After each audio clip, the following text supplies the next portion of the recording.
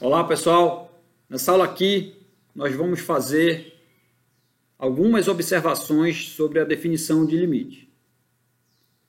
Algumas já foram feitas e sempre ressaltadas no momento certo, mas uma específica eu só falava por alto, falava e nunca fazia exatamente. E eu pretendo fazer agora, e eu acho que esse é o momento exato de fazer por causa da aula anterior.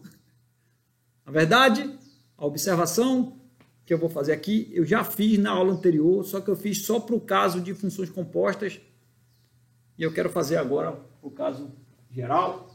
Bora lá? Eu começo relembrando a definição de limite. Suponha que esse limite aqui ele existe e é um certo L, e eu já sei que isso daqui, o que define isso daqui é que, dado epsilon positivo, deve existir um delta positivo, tal que para todo x pertencente ao domínio da função, com x pertencente ao intervalo centrado em P de raio delta,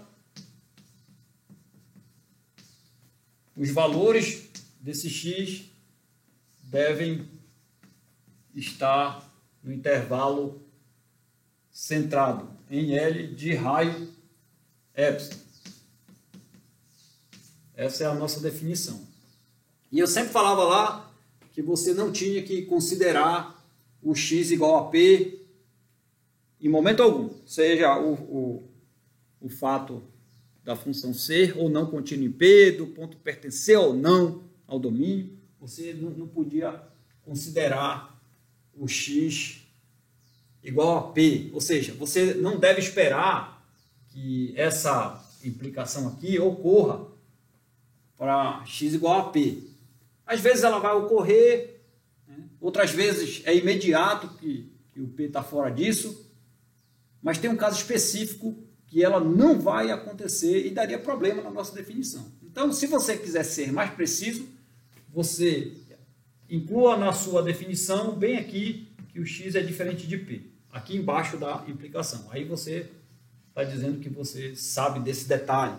Ou então, você faz como o pessoal faz na literatura, você substitui isso daqui por isso, ó, x menos P menor do que delta. Aí você pede que isso aqui seja positivo, e isso daqui ser positivo significa que você está excluindo a possibilidade de x ser o P, porque você sabe que o módulo ele é sempre maior ou igual a zero, né? Ele é sempre maior ou igual a zero, e ele só dá zero quando o x for o P. Então, se você está botando assim, você está acrescentando isso, por isso que tem isso na literatura desse jeito, tá? Mas é um caso bem restrito, você não vê muito, eu vou falar aqui para vocês. Então, como é que eu respondo essa questão aqui? É assim, primeiro, suponha que o ponto não pertença ao domínio da função. Daí, você não deve se preocupar com isso, porque ele não estando no domínio, ele automaticamente difere de P, e, portanto, essa implicação não ocorre para o P. Se ele pertence ao domínio da função e a função é contínua em P, você vai ver que, pelo que eu vou fazer ali, isso não é problema. Certo? Então, aqui também posso colocar um OK. A verdade é que, nesse caso, essa implicação vai acontecer para o caso em que o x for o P. Certo? Mas e daí? Não interessa se acontece. Vai acontecer, sabe por quê? Porque o caso em que a função é contínua, o L é exatamente o valor da função no P. Então, ele é o f de P. Então, na verdade, o centro desse intervalo é o f de P. Então, o f de P está aqui. Tá certo? Mas isso não é grande coisa. Tá certo? Então, vamos lá. O caso em que o ponto pertence ao domínio da função e f não é contínuo em P. Não é contínua em P. Esse sim é o caso que vai dar problema. Como é que a gente vai responder isso? Eu vou fazer isso de forma genérica. Pegar aqui, vou botar um gráfico bem grandão aqui, para a gente fazer a nossa análise, o vídeo pegar direitinho. Vou pegar uma função aqui, qualquer que seja a sua função preferida, vou chamar aqui de h de x, e aí você pega um ponto qualquer lá dela, vou pegar aqui um ponto P, aí antes, o valor de P, vamos dizer que era um L. Então, o L seria o h de P nesse gráfico. Aí eu vou construir uma nova função, vou chamar aqui de uma f de x, eu vou dizer que a f de x vai ser essa h de x, quando o x for diferente do P, e daí eu vou tirar o P aqui do domínio da h agora, vou deixar aberto, agora não tem mais esse ponto, tá? E vou pedir que o caso em que o x for o P, eu vou escolher um valor longe do L, de propósito. Vou pegar aqui, digamos, um C aqui é um C. Esse C, eu vou pedir que ele seja agora, o C vai ser o nosso f de P, certo? Então, esse daqui vai ser o C, tá bom? Então, vai ser o C quando x igual a P, vai ser esse C aí, beleza?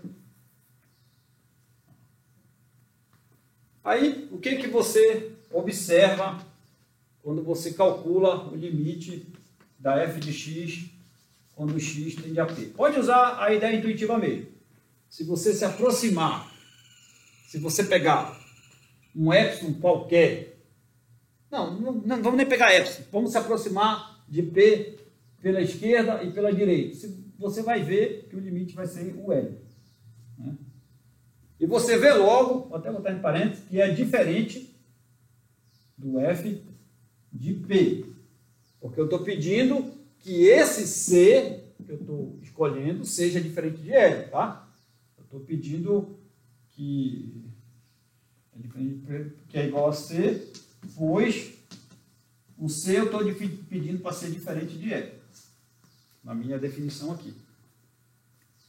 Tá certo? Ou seja, isso está dizendo que essa função ela não é contínua em P de fato. O gráfico dessa função, dessa f, é o da h quando chega aqui. Quando chega bem aqui, o ponto do gráfico passa a ser esse aqui. Aí depois ele volta para cá e segue. Então é uma função, a f é uma função descontínua em P. Beleza. E aí, cara? Vamos lá. Vamos ver qual é o problema aqui. Aí olha só. Vamos pegar um epsilon, vamos pegar a distância de C até L, nós já fizemos isso uma vez, e vamos pegar o epsilon para ser o módulo da distância, a metade do módulo da distância.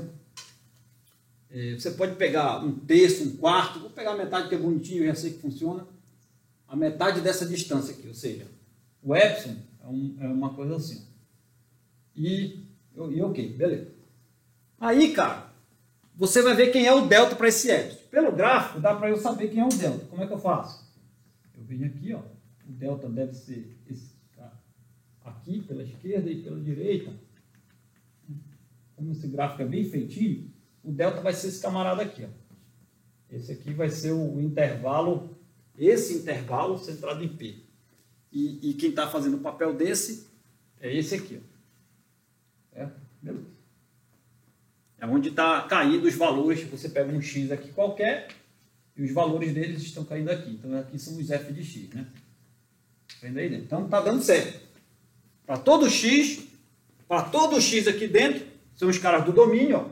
Todo cara do domínio está caindo aqui dentro desse intervalo.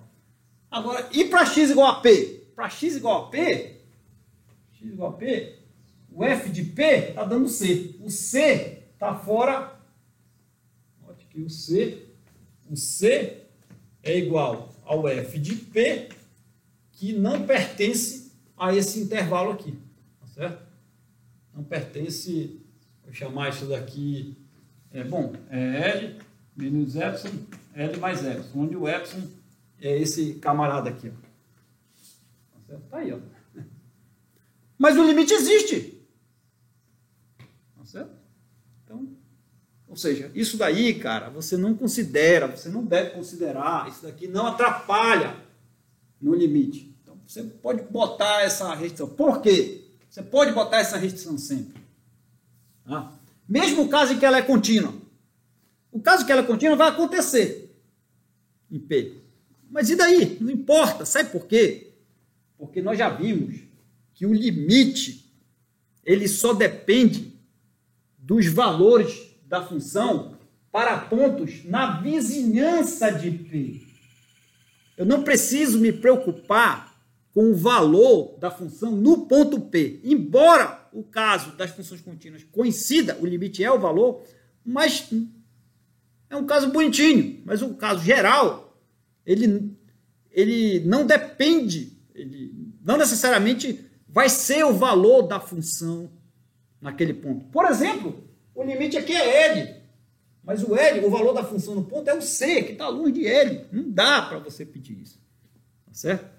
Então, agora fica claro o que eu vinha falando nas aulas. E, se você for ver, na aula anterior, eu fiz exatamente essa observação. Falei lá, só que o problema é que eu escrevi, né? Não dava, porque eu tinha que falar de função composta. Aí agora você volta na aula anterior e vai parando o vídeo, vai mapeando o que eu falei lá no início daquela restrição. Eu falei disso aqui. Esse aqui é o mais geral. Tá certo? E por isso que tinha aquela restrição lá que eu falei lá no início do teorema. E o que foi bacana é que se você olhar lá no vídeo, tinha uma parte que estava bem aqui assim, ó. Era uma parte que dava uma restrição da f de x com L. O f de x não era o L para aquele delta escolhido. Aquilo ficou exatamente em concordância com isso aqui, ó. Lá, aquela f, quem faz o papel da x, lá no caso da composta, aqui x são aquelas f de x. Aqui o p é o L. Isso aqui está acontecendo para f de x diferente de L, que era a restrição no teorema. Já era. Valeu, um abraço.